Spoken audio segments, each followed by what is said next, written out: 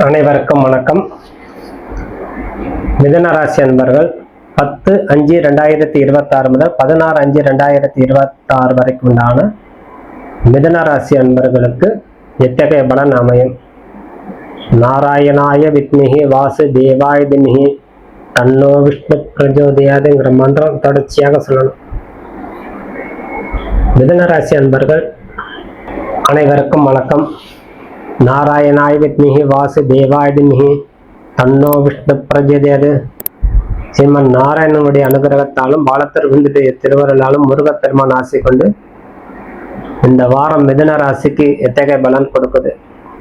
10/6/2026 முதல் 16/5/2026 வரைக்கும் உண்டான மிதுன ராசி.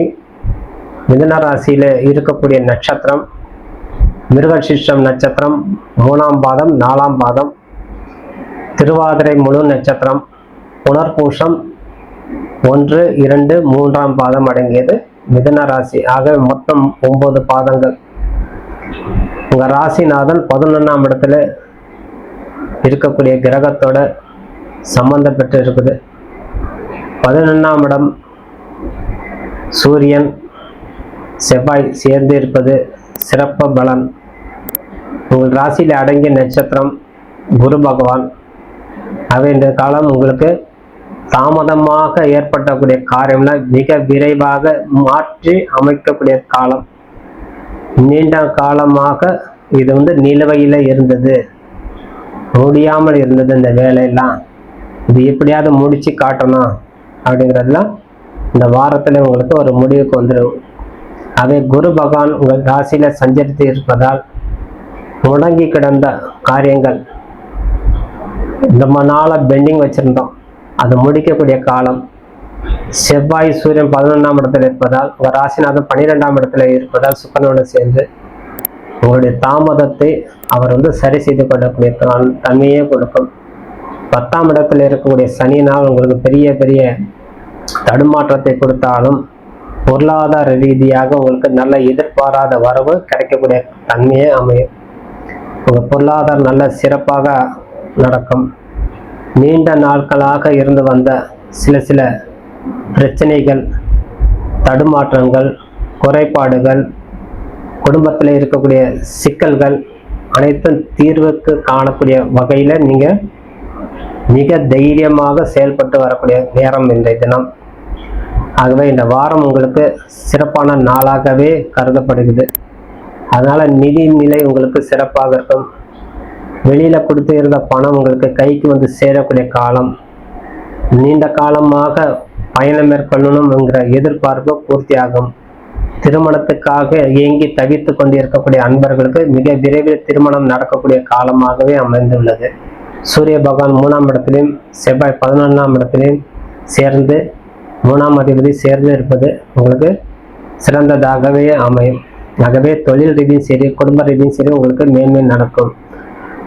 சந்திர பகவான் 8ஆம் இடத்துல இருப்பதால் சற்று மனக்குழப்பம் கொடுத்து கொண்டே இருக்கும். செய்வது சரியா தவறாகுது, அது மட்டும் சற்று ஜாக்கிரதையாக வைத்துக் கொள்வதே சிறந்தது.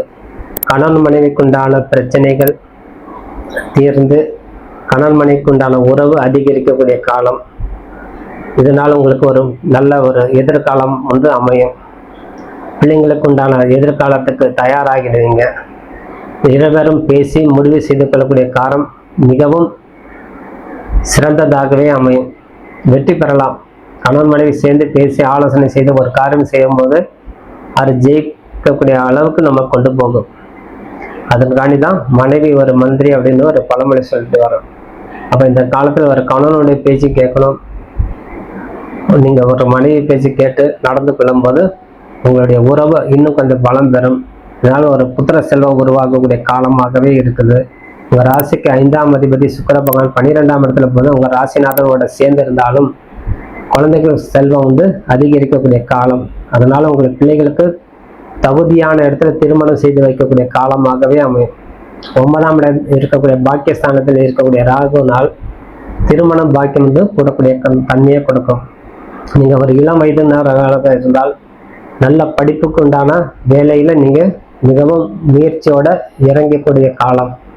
அதில் எந்த விதமான தடை தாமதம் இருந்தாலும் அதை உதறி தள்ளிட்டு செல்லக்கூடிய காலம் இந்த வாரம். ஆகவே இந்த வாரம் முழுவதும் உங்களுக்கு சில விஷயங்கள் உங்களுக்கு கவனம் தேவை. பொருளாதார விஷயத்தில் நீங்கள் கொஞ்சம் சிக்கனமாக வந்தாலே போதுமானது. நிறைய செலவு செய்வீங்க, தாராள மனப்பான்மை உங்களுக்கு உருவாகும்.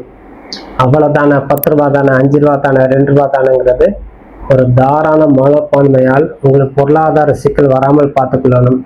ஆகவே இந்த தினம் கவனமாக இருந்து இந்த வாரம் முழுவதும் செயல்பாட்டுவது சிறந்தது.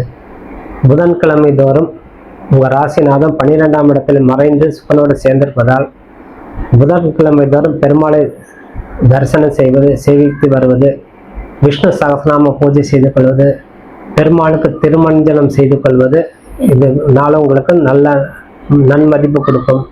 அதே போல் ஆஞ்சநேயர் வழிபாடு செய்து கொள்ளும்போது உங்களுக்கு மேலான பதவிகள் கிடைக்கும். நம்ம மேன்மைப்படுத்தி கொள்ளணும்னா சில வழிபாடு நம்ம பின்பற்றணும். எந்த காலத்தில் எந்த தெய்வத்தை நம்ம கும்பிட்டா நல்லா இருக்கும்.